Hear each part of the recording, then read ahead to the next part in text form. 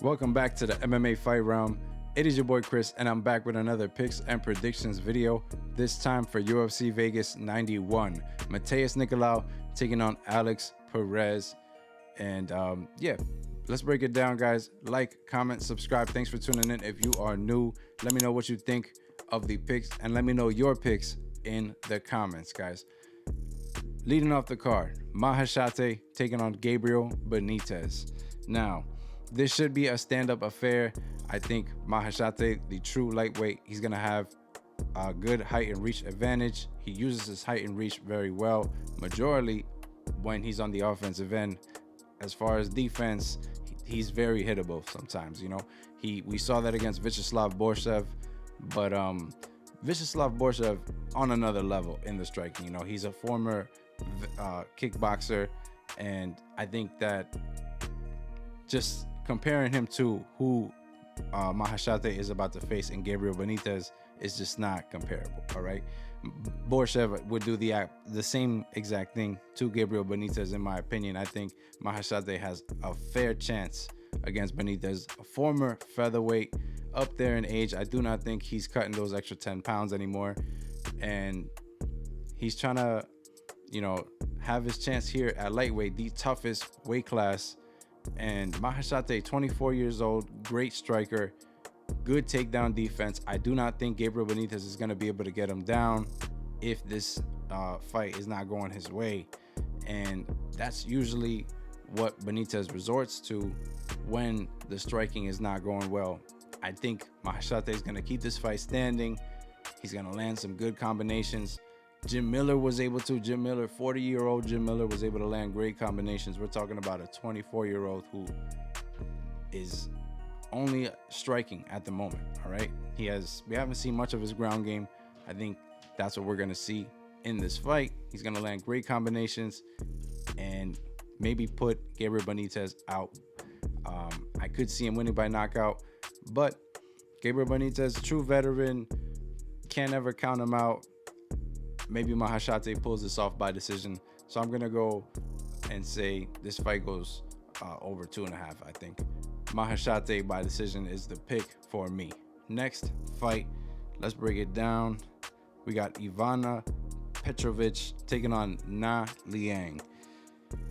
Liang has yet to get a win in the UFC. 3 fights, 0-3. Honestly, I think it's because she doesn't really have a game plan when she goes out there. She's just wild. Like, obviously she wants to get the fight to the ground. She's got a lot of submission wins. She's a brawler. 11 wins by submission. But if you look at who she's fighting, it's not good competition. And, you know, considering that, I just think that she's decent. And when she's got cardio, like, she's going to be a problem. But when that gas tank goes, it's just a below average fighter that you're facing. And then Ivana Petrovic has not really shown us any cardio issues. She went up against Luana Carolina, who is very proven in the UFC now. We can say, you know, she's definitely UFC caliber. So I just think that Ivana Petrovic, she's going to deal with the wrestling, the grappling of Liang very well. She is a grappler herself. Maybe she might get caught up in a submission, but it would have to happen early, and I just don't see it. I think Petrovic is going to take advantage of the early transitions of this fight and just use top control like every other opponent has been able to. And yeah, I'm going to go Petrovic in this fight. It's hard to pick Liang. She would have to get it done early, and I just don't see her winning this fight by knockout or submission. So I'm going Petrovic here, either by decision or by finish. She could get a late finish like every other opponent has been able to against Liang as soon as that cardio goes. Next fight, James Jhonata and Gabe Green is canceled, guys. That Gabe Green pulled out, so Jhonata does not have a replacement opponent. That would have been the next fight on the card. So next one would be Ketlen Souza taking on Marnic Mann. Both fighters coming off losses in their debuts. Souza, I will say, she fought the much tougher opponent. Karine Silva is a savage on the ground. You do not want to grapple. You don't even want to. No one wants to fight her, especially not on your debut, you know? So it's been tough finding Karine Silva an opponent. I'm glad she's on this card. And yeah, like I said, she's just a savage on the ground. We're going to be talking about her more soon. But I got to give Souza some slack there. I think, you know, in the regional scene, she showed some good striking, an ability to stay calm and work her way back up after getting taken down. And, you know, she's gone 5 rounds before in the regional scene as well. So I don't think she's going to have much of a cardio issue. And now she's got a much more favorable matchup here. She's going up against Marnic, Mann, who's just 6-2. And Marnic, in her debut, she only threw 29 strikes. And that's not counting what she landed, all right? Because she only landed 8 out of her 29 strikes. 2 in the first round, 2 in the second round, and 4 in the third round, guys. So, you know, it's easy to say she probably had debut jitters. And for sure she's, you know, but she's like only 6-2. And I personally think it's more than just debut jitters. I think she was rushed into the UFC and she's forced to learn on the job, and that's going to be tough for Marnic, man. I gotta go Ketlen Souza in this fight. I think Marnic's got decent striking, and watching the tape, she has some slick takedowns too. But, you know, if she gets reversed, she has not much to offer on her back, and it's just very amateur. She's very amateur. I can't pick Marnic to win this fight. I gotta go Ketlen Souza. I think she'll get it done by decision or by a finish. Next fight, we got Dontale taking on Caio Machado. Heavyweights, man. I have yet to really be impressed by Mays. I think he's a heavyweight, but he really should be like a light heavyweight. And you know, his wins are against guys who aren't in the UFC anymore, you know. Then we have, you know, 44-year-old at the time, Andrei Arlovski. So he has a slow pace, and against Josh Parisian, he was able to get 6 takedowns. So he showed his grappling game, but he's yet to get a takedown since that fight, and that was in 2021, all right? So 3 years now where he feels like he's comfortable with his stand-up, and his fights are staying standing. They haven't been going well. Outstruck against Augusto Sakai, and in his last one against Rodrigo Nascimento, he was just getting pieced up for 3 rounds, guys. I think Mays is a low-level heavyweight, but he's got the experience advantage, right? So that's what he'll have here, and honestly, that's about it. I think Machado coming off a loss to Mick Parkin, where you could make the case that he won that fight easily, because he was working on his back from those takedowns. I think he's got a slick submission game for a heavyweight. He's tough to keep on bottom, and you know, if Mays does decide to bring out that wrestling game that he brought out in the past, I think Machado's gonna do well. Machado's got good unorthodox stand-up. It's not the craftiest, I would say. I'm not impressed by either one of these heavyweights, but I just think that Machado, he showed a lot in his debut that I think, well, just enough that he can get it done against a guy like Dontale Mays. I think that I gotta go Caio Machado in this one. The line at the time, he was a dog. He was a dog at one point, and this line flipped. But I'm still picking Caio Machado. I think he's gonna get it done. I can see Machado just putting on a striking clinic on Dontale Mays for the entire 15 minutes. He's got a lot of volume, and eventually I think he can catch him with a clean shot as well. But the safer call, I think, would be Caio Machado by decision. He's a volume, heavy punching heavyweight, not the biggest heavyweight. So yeah, I think that's how he's gonna win this fight. Just piecing up Dontale Mays. Next fight, we got Austen Hubbard taking on Michael Figlak. Two fighters who once again are coming off a loss. And Hubbard with more UFC experience because, he had been a part of the UFC back in 2019, but was cut and then made a comeback in 2023. But getting all the way, to the finals in the Ultimate Fighter, he fell short to Kurt Holloway, right? Kurt Holloway, who has not been having the best, record in the UFC as of late. Coming off, Holloway just lost recently. Hubbard is well-rounded, though. I'll say that. Hubbard is well-rounded. He's got durability, never been knocked out, and he's trained a lot with Justin Gaethje for this camp. He's mentioned that in recent interviews. I think Hubbard has a good chance here to take on Figlak, who, hasn't fought in almost 2 years. And Figlak has been battling some injuries after his debut, but now making his return after some time out of the cage. He's only 27 years old, so that's the bright side. I think he's got a lot of time to improve, and in those 2 years we could see a different version of him. In the regional scene, from what I saw, he was majorly a grappler, and he was able to get his opponents down, and just dominate. And in his debut, he showed some clean boxing. In his debut in the UFC, he showed some clean boxing against Perez, but he got taken down by Perez, guys. Perez does not. That was the first time he was able to showcase his ground game. He's majorly a striker. Austen Hubbard is much more well-rounded, I think, in the grappling and wrestling than Perez. I think he's going to be much more top-heavy if he was to get a takedown against Figlak, and much more experience. I gotta go Austen Hubbard here by decision. I think Austen Hubbard is going to upset the bookies. I know he's a dog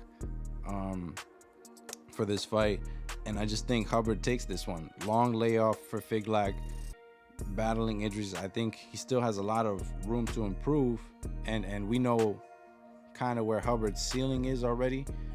So I'm kind of picking just a much more experienced fighter, the guy we know much more of, and I don't really rate Cage Warriors too highly.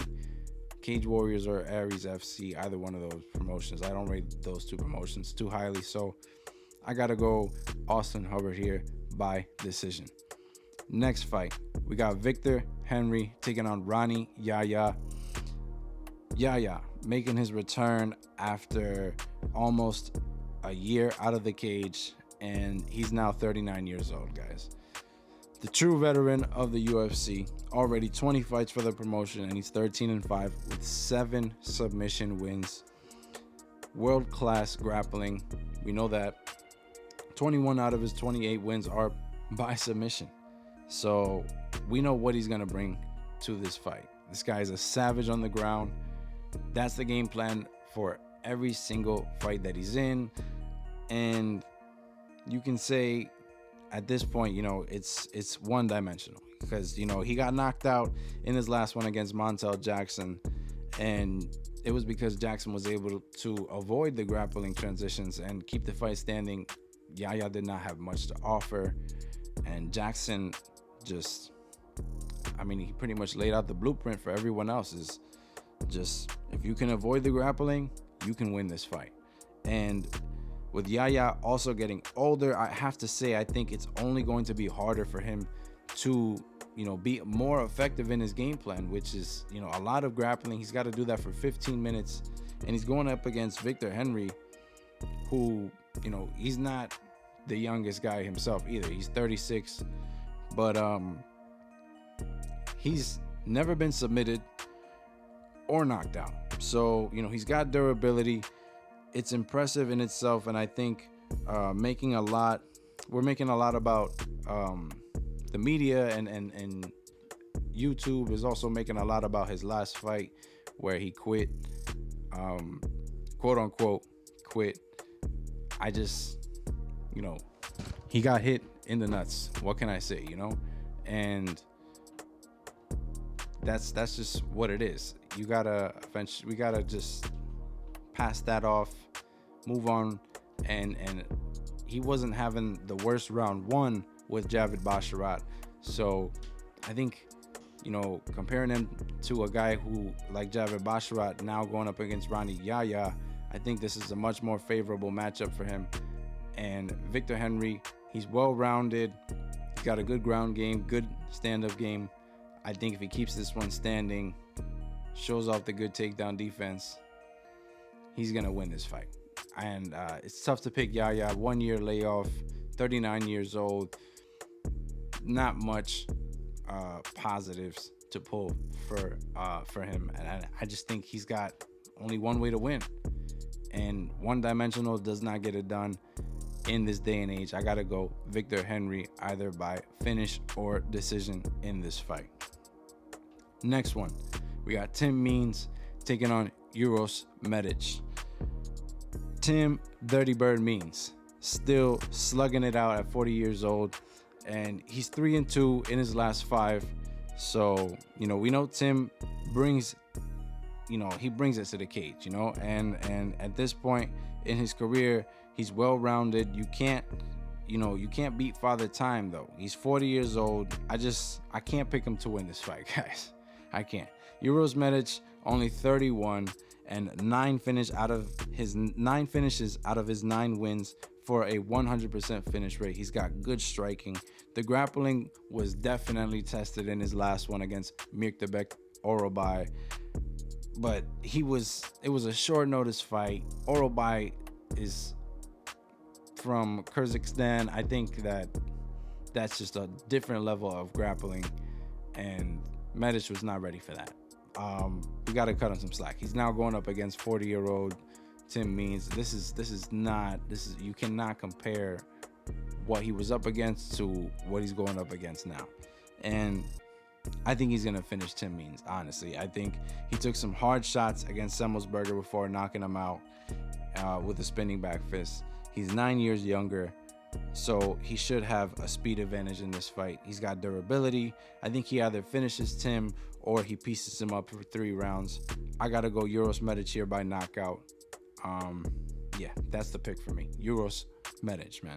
Next fight, Jonathan Pearce, JSP, going up against David Onama. Now, you guys know how I feel about one-dimensional fighters already, right? So it's fair to say this is going to be a striker versus grappler match.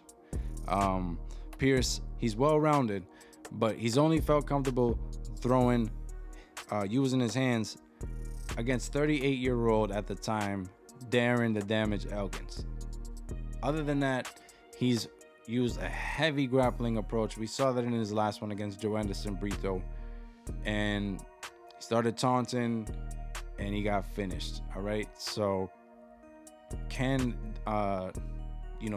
David Onama do the same? I'm not too sure about David Onama's submission game, but I do know that Onama's got good takedown defense. He's got good get-ups, and you know, he did get a submission finish already in the UFC. But I think David Onama, he's got great striking. He can mix it up a lot more than JSP, but he knows what JSP is gonna do in this fight. And I just don't like one-dimensional fighters, man. I gotta go David Onama. I think he's much more well-rounded. I think he can land a clean shot on Jonathan Pearce, or maybe even land a flying knee or something, a knee while Jonathan Pearce is coming in for a takedown. I just think that it's much more readable here on who can execute their game plan, because Jonathan Pearce is going to look to get this fight to the ground. I don't think he's going to want to stand with David Onama. He's powerful, heavy hands, and he's technical. He's very technical. He's not just, slugging it out. He's got clean elbows when the fight gets into the clinch as well. I think David Onama is only improving, and if he does get taken down, I do see him being able to get up. So I gotta go David Onama here. I think that he's gonna be much more effective in mixing it up in mixed martial arts in this fight. And Jonathan Pearce is just going to look to grapple. So David Onama is the pick by decision or by finish in this fight. Next one, we got Jhonata Diniz taking on Austen Lane. Two heavyweights that I'm not extremely high on at all. I think Diniz is still untested in MMA, but he's got a lot of kickboxing experience. So, you know, he's probably going to want to keep this fight standing and every fight standing. And, you know, we've seen that style do well. We've seen the kickboxing style do well, but I just don't know about the takedown defense. And I don't know how it's going to hold up in the UFC when he's just 6 fights into his MMA career. You know, these guys are getting rushed into the UFC, in my opinion, I think. But it's, you know, good news for him. You know, he's got Austen Lane going up against him, who's only attempted 1 takedown in his last 4 fights. And Lane is going to have an experience advantage here, but he's not technical. And I think Diniz' kickboxing experience is going to give him the advantage here if this fight plays out on the feet. I think Diniz is going to be the better striker. Unless Lane wrestles here, I don't see him winning, honestly. I think that Diniz is just going to be able to be quicker than Austen Lane. He's much more technical than Austen Lane. Austen Lane has a puncher's chance or he's going to have to wrestle. I think he's going to have to try to take the kickboxer down, and he might have a hard time doing that. And I'm going to have to take my chances here. I'm going to have to go with the newcomer, Jhonata Diniz, to get this one done. I think that I'm not extremely confident about it, but he can definitely get this one done against Austen Lane. Austen Lane has not shown, like I said, 1 takedown in the last 4 fights. He's not really shown that he's got a great wrestling game to begin with. He's just a former NFL athlete, so that's the background. And if that's what you're going with, I guess it is what it is. But I gotta go with the kickboxer. I think he's gonna keep this one standing and knock out Austen Lane, like he's done with his other opponents. Next fight, Karine Silva taking on Ariane Lipski. Silva was a plus 136 dog at one point, and the line has also flipped on this fight as well.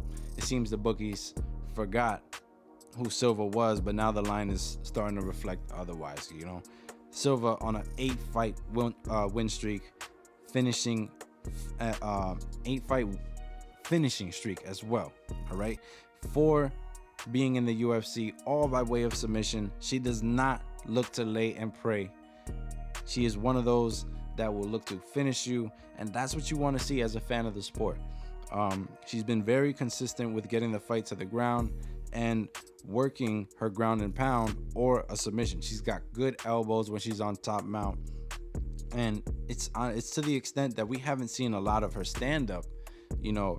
But I do think that she has a great opportunity here to showcase her skills against Lipski, you know, because Lipski has found a rhythm, though. She has found a rhythm as well. She's on a 3-fight win streak of her own, and I'll say, you know, it's not anyone I think Silva would have any trouble with. All right, it's Casey O'Neill, Melissa Gatto, and JJ Aldris. I think Karine Silva, she can get all 3 of those girls down and submit all 3 of those girls.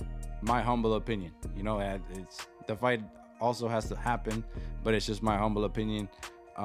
Karine Silva is just that good on the ground. She's a submission artist, and she's got a physical advantage, a physicality advantage in this fight as well. She usually has a physicality advantage in majority of her fights. All right, so, you know, like I said, Lipski's been on a rhythm.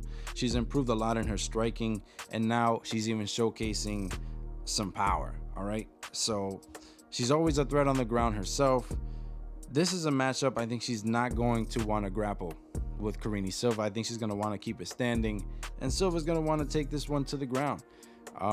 Striker versus grappler, Karine Silva is going to have the size advantage. I think she's just a savage on the ground. And Lipski, 79% takedown defense, but I don't think she's faced anyone with this level of grappling. Anyone. Karine Silva's just, like I said, she's bringing that forward pressure. She's not looking to lay in parade. She's looking to finish you. And if she gets this fight to the ground, I think she's going to be heavy on top. I think she's going to be a problem. I'm taking Karine Silva to get this one done by submission or finish. I think she's going to stop the win streak of Lipski. I'm counting on her to use her size here. I'm counting on her to grapple, work the ground and pound, or a submission. She needs to get a takedown in this fight. I think it's very clear that Lipski will have the striking advantage. She's got much more experience as well.